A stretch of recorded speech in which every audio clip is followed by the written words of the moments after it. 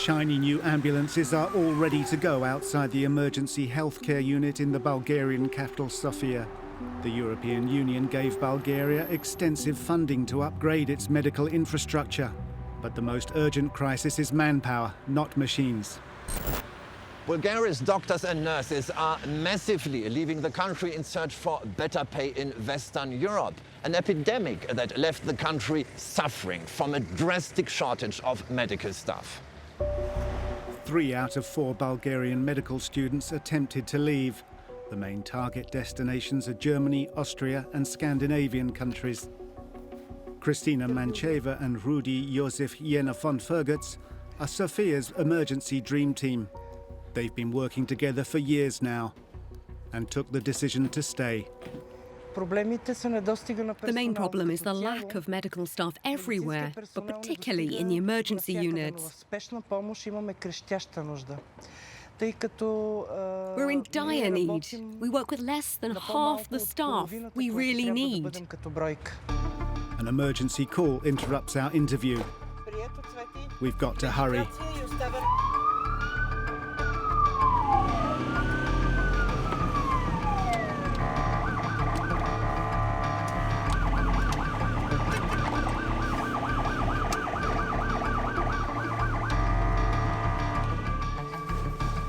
The team don't yet know what they'll face. This call could be a matter of life and death.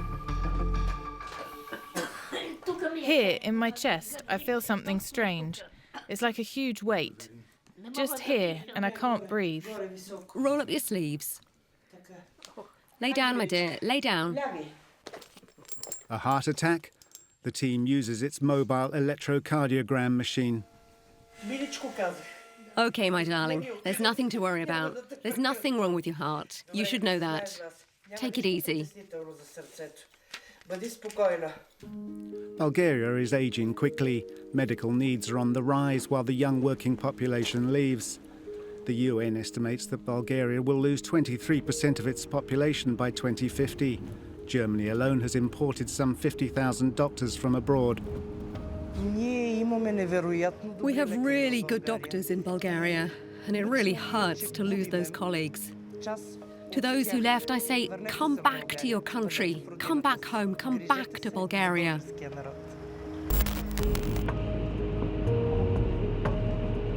Well, the Bulgarian healthcare system is not healthy at all. Let's find out why. Let's go to Vidin.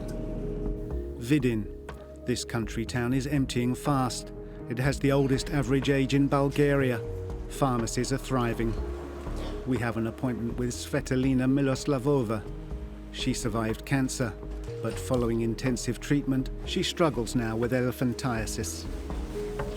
Patients like her should get special treatment for her legs several times a week by medical massage therapists. Each day I have to spend at least 3 hours changing my dressings. 1 hour and a half in the morning, 1.5 in the evening. There aren't enough qualified nurses left in Bulgaria to take care of me. And even those physiotherapists who know how to ease my suffering tell me openly that only a few of them remain in the country. You can count them on the fingers of one hand. Before accepting a job as director of the private Omega clinic in Vidin, Danchko Kirushki worked for several decades in the local public hospital. A hospital without a urology department, and where the day before our visit, the neurology department closed down. What are the consequences for the patients? Terrible. The consequences are terrible because we don't have enough specialised medical staff left.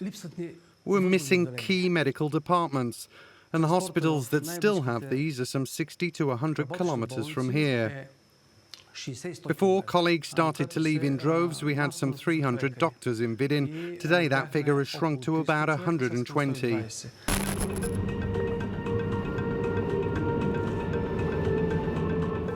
Back in Sofia, we meet RUMYANA Todorova, one of the doctors who has left the country. She's a pathologist and has been living in Germany for 5 years now. Around 2,000 Bulgarian doctors are working today in Germany.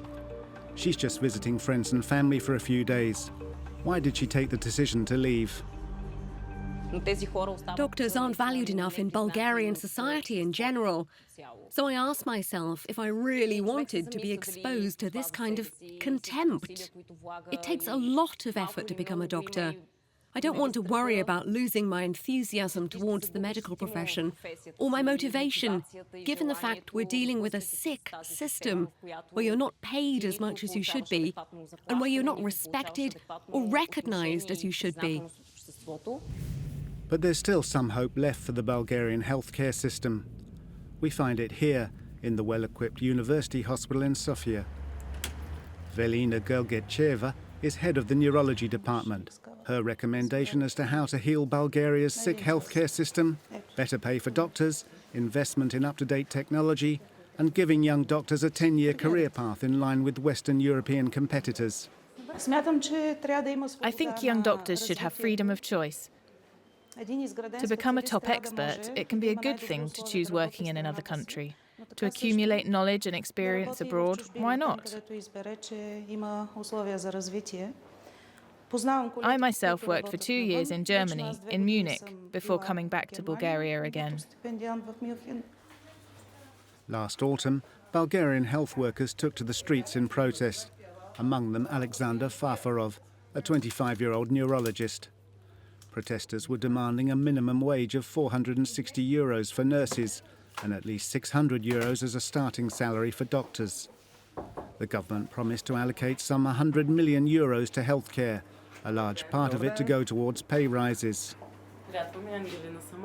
Farfarov wants to stay in Bulgaria, but he also wants to change the system. Private health insurance funds should be set up, and young doctors should get research and career opportunities all over Bulgaria. The biggest problem of Bulgarian healthcare is that way too many healthcare workers are leaving the country to work abroad, and the rural areas are really understaffed.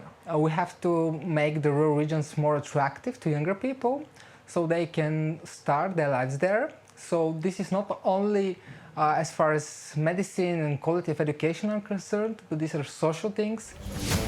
To slow down the brain drain, the World Health Organization issued a code of conduct recommending against hiring medical staff from regions with poor health infrastructure. But the West doesn't seem to care. Recruitment agencies are flourishing. The exodus goes on.